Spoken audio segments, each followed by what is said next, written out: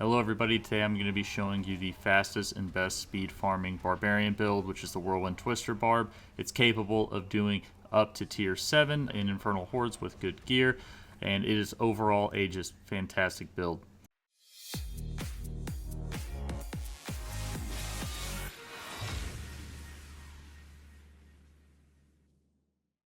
Alright guys, so the Twister build is very simple. We use Whirlwind and we create Twisters. But how do we do that? Well, let's go ahead and hop on into it. So we have Crown of Lucian. This is going to give us a 75% damage buff and a 150% increase to our cost, but that's okay because we are not going to really have resource cost issues at all once we get this whole build set up. So on our gloves, we're going to have the Devilish aspect. After generating 100 Fury, your next direct damage is going to create 2 Dust Devils that deal 2400 damage to enemies along their path. This is going to be the first way we have of generating Dust Devils. You're going to want critical strike chance, armor, strength, damage while berserking, and kick vulnerable duration on your gloves. The reason for this is we do run so many uniques. This is the primary way that we do end up reaching our armor cap. We use damage while berserking because of a Paragon node that's going to give us increased multiplicative damage, and then kick vulnerable duration just because we do use kick in the build. It makes things vulnerable, and it'll just increase the duration of that so things will stay vulnerable longer when we kick them. Moving right along to the other weapon here. So this is going to be another really solid one for creating Dust Devils. Your shout skills are going to create 3 Dust Devils now that deal 5600 damage to enemies in their path. Your Dust Devils are 40% bigger and deal 1% increased damage for each 1% of their size.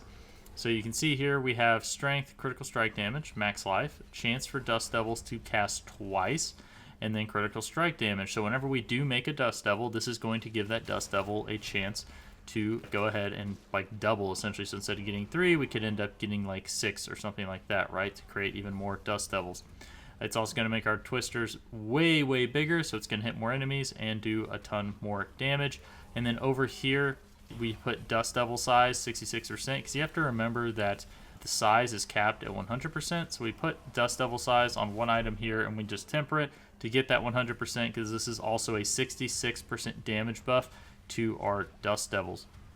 On this, you're going to want Anger Management, so while you're above 40 Fury, you're going to be Berserk, but you lose 2 Fury a second, so this is going to help us keep Berserk. If you don't know what Berserk does, it's a 25% damage buff that I believe goes up whenever you have the Paragon keynode that we are using as well.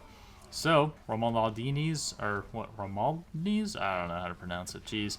But anyways, what this is going to do is when it skills using this weapon deal 50% increased damage per point of Fury you have, but you lose 10 Fury every second. So on Whirlwind, we're actually going to be using our two-handed weapons here for Whirlwind, specifically so we can actually get this bonus. So it's going to be a lot of damage, and it also is going to make it to where, you know, investing into things like increased Fury can potentially be a pretty decent damage increase. So that being said, critical strike damage, strength, max resource, and then overpower damage, with all of your tempers going into strength. Alternatively, you could put them into max resource, but keep in mind it's only 0.5% increased damage, so the strength does still have the potential to win out specifically for this item. But yeah, then over here on our other one, we have our, key legendary, I guess. So Whirlwind leaves behind Dust Devils that deal 9600 damage to enemies in their path. Keep in mind that I actually did not find this till I was about level 90 when I was leveling my Barbarian, and I was actually playing Dust Devils the whole time.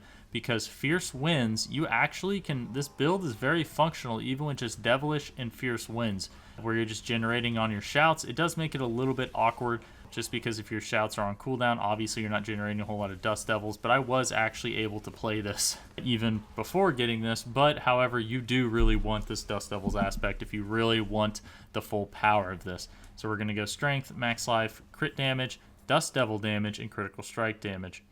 The Dust Devil damage, you can just get plus 462%, which is just a wild amount. And then, obviously on top of that, you can also get critical strike damage. So it's just another way that you can get double the bonus. Whereas over here, we want that chance for Dust Devils to cast twice as opposed to getting the Dust Devil damage. All right, so that's kind of our combination there in terms of casting Dust Devils. So how do we actually get the resource now and not have resource issues, which is probably something that's on people's mind. So you have the slacking aspect, slaking amulet, whatever. You have up to a 90% chance to gain 20 Fury when a core skill deals direct damage to at least one bleeding enemy. Your maximum Fury is increased by 30. So I believe whenever we are using, oh, sorry, no, it's right here. So our Whirlwind, we actually take a key passive that makes it to where Whirlwind inflicts bleeding on enemies. So you're always going to be attacking bleeding enemies when you hit things with your Whirlwind, which is then going to give you a bunch of Fury back with the Slaking Amulet. So this is going to be the first way. The second way is we have Starlight Band. You gain 40 of your primary resource for every 20% life that you're healing. So as we are healing and doing stuff like that, we'll actually be getting resource back, which is pretty solid overall. And then we do have Bold Chieftain's aspect, so this is going to give us a 6-second reduction on our shouts, which means we're going to be able to keep our rallying cry up, which is going to increase our resource generation. So we have just a lot of things going here that's really going to help us keep up our spirit. But so on the amulet, you're going to want counter-offensive. This is going to give you a bunch of damage while you're fortified for over your max life. Cooldown reduction for your shouts, and then critical strike chance just for damage. You'll notice that we actually have a very high critical strike chance in this build. It's like almost 86%, so you'll be critting quite a lot. Then on the amulet, you're going to want critical strike chance, max life, and cold resistance, because we do still have to make up some all resist. That's one thing Barb kind of sucks at, is getting all resist, so this is a easy way to do that. And then we're going to have crit chance, max life, and lightning resist.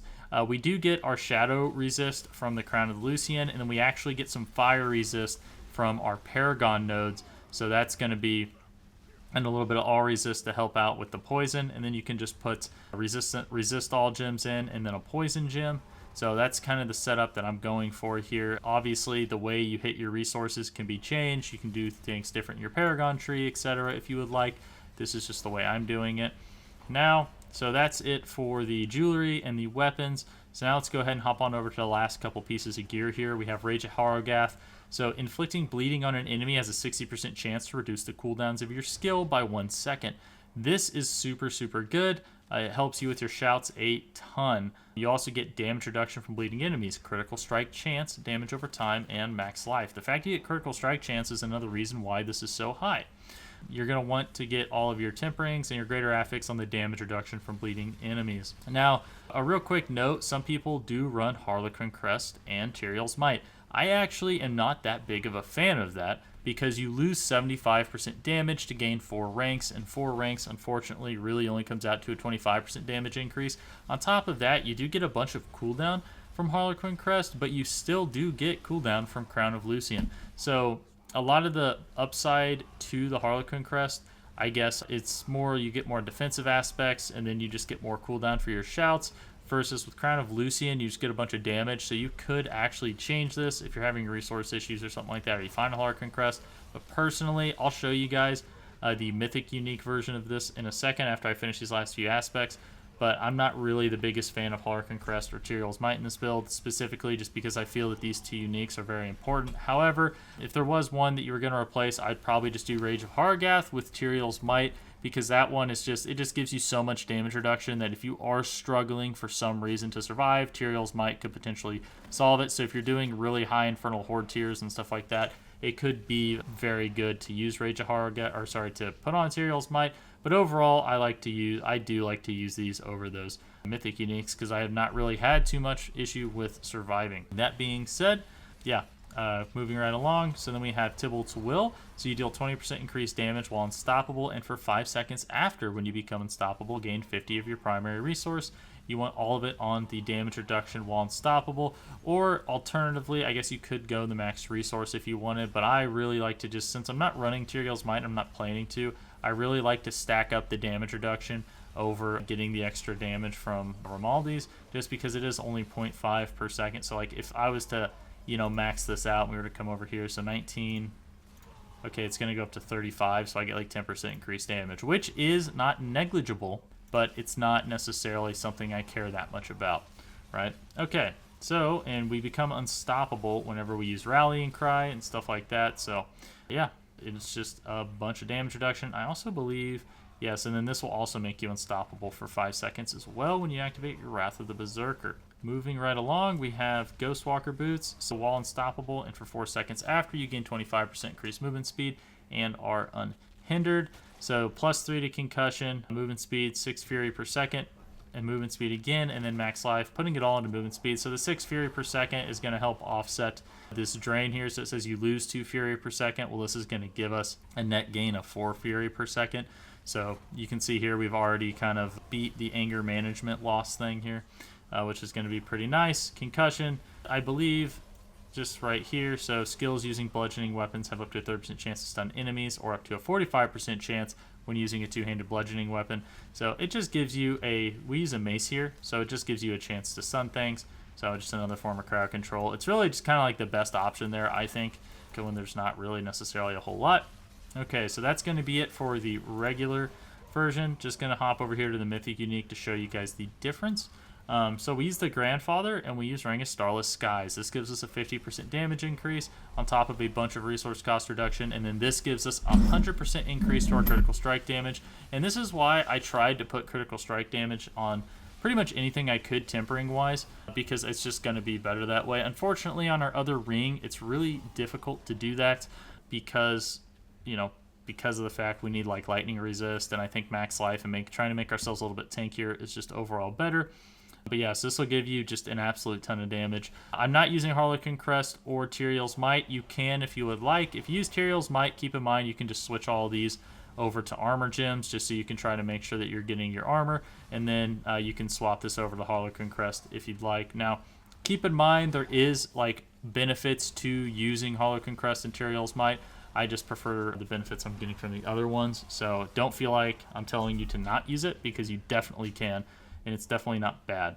Okay, that being said, let's go ahead and hop on over to the skill tree here. We have Lunging Strike, Enhanced Lunging Strike. This is just taken, just to open up this. It doesn't really matter what you put the points into. So Whirlwind, Enhanced Whirlwind, Furious Whirlwind. Make sure you take the Furious, because this is what gives us bleeding. Then we have Pressure Point. This is going to give us a chance to make things vulnerable. We hit things with our core skill, Whirlwind. Come down here, pick up 15% additional life, 12% damage reduction. Then we're going to get our Rallying Cry, Tactical Rallying Cries, just so we can get a bunch of Fury generation whenever we activate this, on top of a bunch of movement speed. Challenging Shout. This is going to give us 40% damage reduction for 7.4 seconds. Really solid overall. It's also going to give us 20% bonus max life, and then Fury each time we take damage while it's active. Moving right along, we have Kick. Mainly, this is just taken to make things vulnerable for, 24 seconds. It's just a lot of vulnerable. That's something you kind of use when you don't have other stuff to use or on bosses. Movement speed, 12%. War Cry, Enhanced War Cry, Power War Cry. This is going to increase the damage bonus you get for for an enemy, or if you have 6 or more enemies around you. Sorry. And then it's also going to give you access to Berserking, which is pretty nice. So it's going to be a 25% damage buff overall. And then Booming Voice increases the skill effect durations by 24%. Shouts are also going to heal you for 3% of your max life. And this combos really well with the Starlight Band. This is how, if you're wondering how we heal, well, it's this right here. Whenever we use our shouts, we heal. And then we have Guttural Yell. Shout skills cause enemies to deal 12% less damage. And then we have 12% damage reduction while berserking, and then more Fury generation while berserking. We have Pit Fighter, 9% increased damage and 6% distant damage reduction. And then we have Slaying Strike, 22% increased damage to injured enemies, and then Thick Skin, so we can get to counter offensive, which is going to be our main amulet thing here, which is going to give us a pretty solid 40% increased damage buff. We have them up. That's one upside to the Barb, I think, is their amulet. I don't think is actually that unreasonable to find compared to other ones where they want like triple ranks to skills. So that's something that the Whirlwind Barb does have going for it. Come down here, get Wallop, so we can get 15% increased damage to enemies that are stunned or vulnerable, which again, you combo this with the concussion we take on the boots. It's going to help with that, and then we'll be making things vulnerable anyway. And then Wrath of the Berserker. This is going to make us berserk for 5 seconds. I believe you can extend this up to like 10 seconds. And then while Wrath of the Berserker is active, every 50 Fury you spend increases Berserking's damage bonus by 25% up to 100%. And then we're also going to get a bunch of increased movement speed and Fury generation. And then we have Unconstrained. Increases Berserking's maximum duration by 5 seconds and increases its damage bonus to 60%. So again, just another multiplicative damage buff here. Yeah. And then on the amulet, I do have an Invigorating Fury. So heal for 9% of your max life for each 100 Fury spent. This just combos again with the Starlight Band really well. That's why we take it. And that is going to be it for the skills. So now we can go ahead and hop on into the Paragon. So the Paragon is pretty interesting here. So real quick, just to show you the difference between, so if we go to the Mythic Unique one, the only difference is I take some damage. I just take some, let me see exactly where it was at. Yeah, so like right here, I just pull some points out. So in the base version, I put points into some all resist nodes here. In the Mythic version, I take them out and I put it into like some more Maximum Fury or put it into some resistances over here. So that's really just the difference between the two in terms of the Mythics. And keep in mind, if you do end up using like Tyrael's Might, you don't need to really pick up any of these fire resist ones unless you just want the max life. Which is actually enough of a reason, in my opinion, to continue to take them, because max life is really good. Okay, so now come here, we have Twister. This is going to give us a 554% Dust Devil damage increase. You combine that with our 462% Dust Devil increase. That's just a whopping like 1,000% increase. Obviously, Grandfather beats that out because it gives like 100% critical strike damage plus, you know, 800% damage on it, but still. So you deal 13% increased damage after creating a Dust Devil. Pick up a little bit of armor here, physical damage here. Come over here, pick up some damage while berserking. So we have the damage while berserking and the Wrath of Berserker cooldown reduction here just to help us get our bonus to Blood Rage. So the current bonus is 27%. So killing an enemy has a 10% chance to grant berserking for 5 seconds. Your damage is increased by 10% up to a maximum of 30%. So that's going to help us. That's going to help us like keep this up high so we can get really, really close, if not cap on that 30% extra damage there.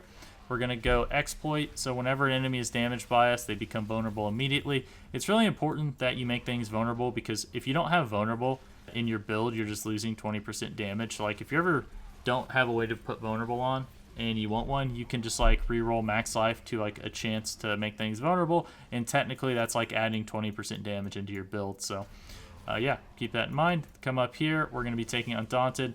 You gain damage reduction up to 10%. For the more fortified that you have, we're going to be fortified quite a lot. So this one's pretty good for some damage reduction. This also gives us damage reduction from vulnerable enemies, which is also pretty solid. Then we come up here, we pick up Decimator. Each time you make an enemy vulnerable, your damage is increased by 10%.